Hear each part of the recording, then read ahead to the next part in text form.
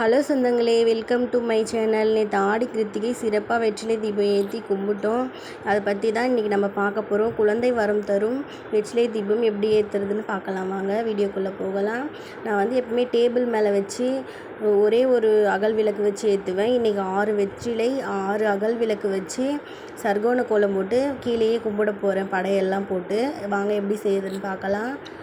First வெற்றிலை எல்லாமே wash பண்ணிவிட்டு அகலுக்கும் வெற்றிலைக்கும் மஞ்சள் குங்குமம் வச்சு விட்டுட்டேன். அப்புறம் இங்கே ஹாலில் தான் கும்பிட போகிறேன். நான் முருகர் போட்டோ சின்னதாக ஒன்று இருக்குது என்கிட்ட, அதை கீழே வச்சுட்டு சர்க்கோண கோலம் போடுறேன். அரிசி மாவில் சர்க்கோண கோலம் போடுறது ரொம்பவே நல்லது. ஆனால் தம்பி வச்சுக்கிட்டு அதை என்னால் அரைக்க முடியல, அவனுக்கு வேறு உடம்பு முடியலையா, சரி நம்ம எப்படியோ கும்பிட்ற மொழியே கும்பிடலாம் அப்படின்ட்டு நான் கோல மாவில் தான் இன்றைக்கி சர்க்கோண கோலம் போட்டிருந்தேன். கோலம் போட்டுட்டு சரவண பவன்ட்டு அந்த 6 பக்கமும் எழுதிடணும் அழகாக. எனக்கு கல்யாணம் ஆகி 2 வருஷம் குழந்தையே இல்லை. 2023 மகா கந்த சஷ்டி விரதம் ஃபோனில் பார்த்து தான் நான் இருந்தேன். நான் கொஞ்சம் நம்பிக்கை இல்லாமல் தான் இருந்தேன். சரி நம்மளுக்கு குழந்தை இல்லையே அப்படின்ட்டு. தீபாவளி அப்போ தான் வந்துச்சு, சரி பார்த்தேன் ஃபோனில். அதே போலே நான் ஃபாலோ பண்ணேன். 6 மாதம் தொடர்ந்து நான் முருகரை வணங்கினேன், வெற்றிலை தீபம் ஏற்றினேன்.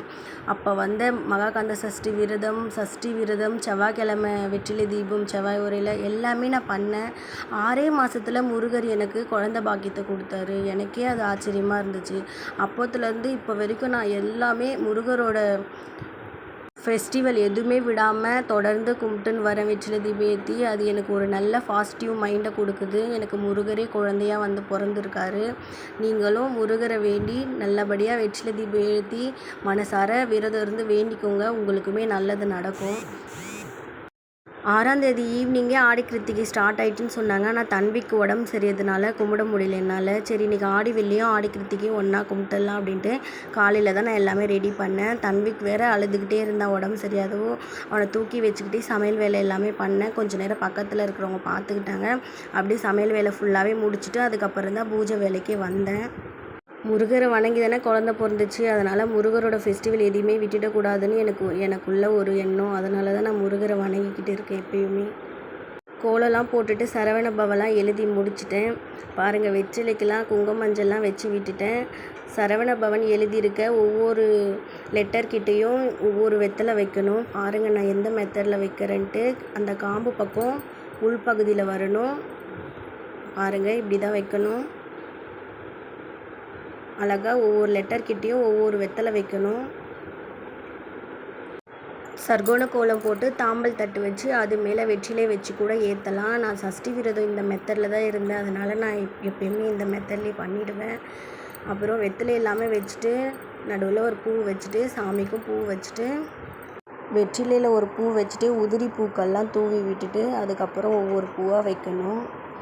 நான் மகா கந்த சஷ்டி விரதம் இருக்கும்போது என்கிட்ட முருகர் ஃபோட்டோவே கிடையாது. ஒரு பெரிய ஃபோட்டோ இருக்கும்ல, அதில் ஒரு முருகர் ஃபோட்டோ இருக்கும். ஆனால் அதை எடுத்து வச்சும் கும்பிட முடியல. அப்போ என்கிட்ட கேலண்டர் முருகர் இருந்துச்சு, திருச்செந்தூர் முருகர் ராஜ அலங்காரத்தில் இருப்பார், அந்த முருகர் ஃபோட்டோ தான் இருந்துச்சு. கேலண்டர் முருகர் தான் வச்சு மனசார நான் கும்பிட்டேன். நம்ம எந்த வடிவத்தில் முருகரை கும்பிட்டாலும் நம்மளுக்கு நல்லதே நடக்கும்னு எனக்கு அப்போ தான் புரிஞ்சிச்சு.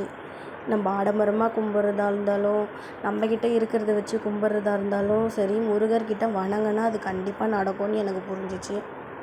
இப்போ நான் 6 அகல் விளக்கு எடுத்திருக்கேன். 6 அகல் விளக்குலேயும் பஞ்சு திரி தான் போட்டிருக்கேன். தாமரை தண்டு திரி கூட போடலாமா, ஆனால் அது என்கிட்ட இல்லை. எப்பயுமே நான் பஞ்சு திரி போட்டு தான் ஏற்றுவேன். பஞ்சு திரிலாம் போட்டு பூஜைக்குன்னே ஒரு நெய் இருக்குது பார்த்தீங்களா, அந்த நெய் தான் எப்பயுமே யூஸ் பண்ணுவேன். அகல் விளக்கில் நெய்யை ஸ்பூனால் ஊற்றி விட்டுட்டேன். அப்புறம் 6 வெற்றிலையும் 6 அகல் விளக்கு வச்சு விட்டுட்டேன். பாருங்கள் இப்படி வச்சு விட்டுட்டு பூவெல்லாம் நல்லா போட்டு விட்டுட்டேன். என் பையன் பிறக்கிறதுக்கு முன்னே இப்படி தான் கீழே வச்சு சர்க்கோண கோலம் போட்டு வெற்றிலை தீபம் ஏற்றி முருகரை வணங்குவேன். அவன் பிறந்ததுக்கப்புறம் அவன் கை சுற்றும், கை வைக்கிறான் அப்படின்னு சொல்லிட்டு நான் கபோர்ட்லேயே வச்சு கும்பிட்டுட்டு இருந்தேன். இப்போ கூட அவனை பக்கத்தில் இருக்கவங்க பார்த்துட்ருக்காங்க. அதுக்குள்ளேயே நான் விளக்கெல்லாம் ஏற்றிட்டு அப்புறம் சாமி கும்பிடும்போது அவனை கூப்பிட்டுக்கலாம் அப்படின்னு சொல்லிட்டு தான் ரெடி பண்ணிகிட்டு இருந்தேன். சிறப்பாக வெற்றிலை தீபமும் ஏற்றிட்டேன்.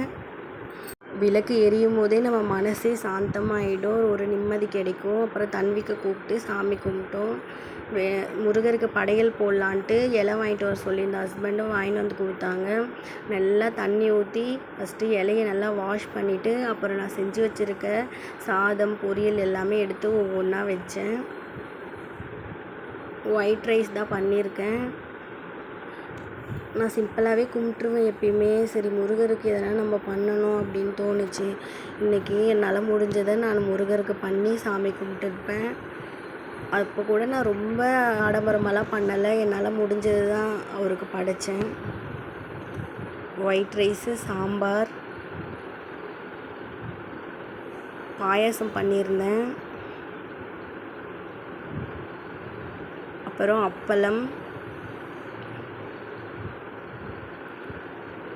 உருளைக்கிழங்கு பொரியல் தான் பண்ணியிருந்தேன். வடைலாம் கூட செய்யலை.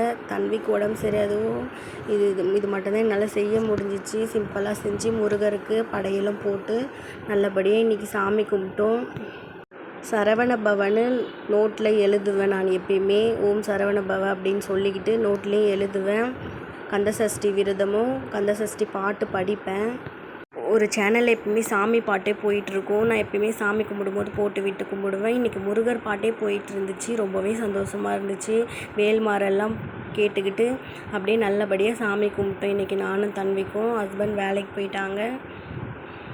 கேலண்டர் முருகருக்குமே பூலாம் வச்சு விட்டு சாமி கும்பிடுவேன். எப்பயுமே என்னால் முடிஞ்ச அளவுக்கு சரவண பவன்ட்டு எழுதி நான் சாமி கும்பிடுவேன். 108 தடவை ஓம் சரவண பவன் சொல்லிக்கிட்டே சாமி கும்பிடுவேன். அப்புறம் வேல்மாறல் படிப்பேன். கந்தசஷ்டி கவசம் படிப்பேன். 6 மாதம் நான் முருகரை வணங்கி கும்பிட்டதுக்கான பலனாக இங்கே பாருங்கள், என் பையனே முருகரை சாமி கும்பிட்றான். அதை பார்க்கும்போது இருக்கிற சந்தோஷம் அதுக்கு ஈடுன்னு எதுவுமே இருக்காது தான் என்னை பொறுத்த வரைக்கும் நான் சொல்லுவேன். முருகரே எனக்கு பிறந்திருக்காருன்னு நான் 100% நம்புகிறேன். ஏன்னா என்னோடய பையனோட நட்சத்திரம் விசாக நட்சத்திரம், ராசி விருச்சிக ராசி. அது ரெண்டுமே முருகருக்கு உகந்த ராசி நட்சத்திரம்னு எனக்கு தெரியும். உங்களுக்கு தெரிஞ்சால் கமெண்ட்ஸில் சொல்லுங்கள். ஃபஸ்ட்டெல்லாம் விரதம் இருந்து சாமி கும்பிடுவேன். இப்போ குழந்தைக்கு ஃபீட் பண்ணுறதுனால நான் விரதம்லாம் இருக்கல. சாமி கும்பிட்டுட்டு சாப்பிட ஸ்டார்ட் பண்ணிட்டேன். சாமியெல்லாம் கும்பிட்டு முடிச்சுட்டு படையல் போட்டிருந்தேன் இல்லையா, அந்த சாப்பாடே சாப்பிட்டு என்னோடய விரதத்தை முடிச்சுக்கிட்டேன். இன்றைக்கி ஆடை கிருத்திகை எங்கள் வீட்டில் என்னென்ன செஞ்சுருக்கேன்னு காட்டுறவாங்க. ஒயிட் ரைஸ் பண்ணியிருக்கேன். எல்லா காயும் போட்டு சாம்பார் வச்சுருக்கேன்.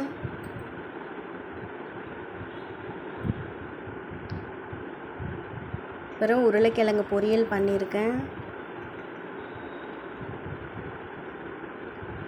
அப்பளம் பொரித்து வச்சுருக்கேன். பாயாசம் பண்ணியிருக்கேன்.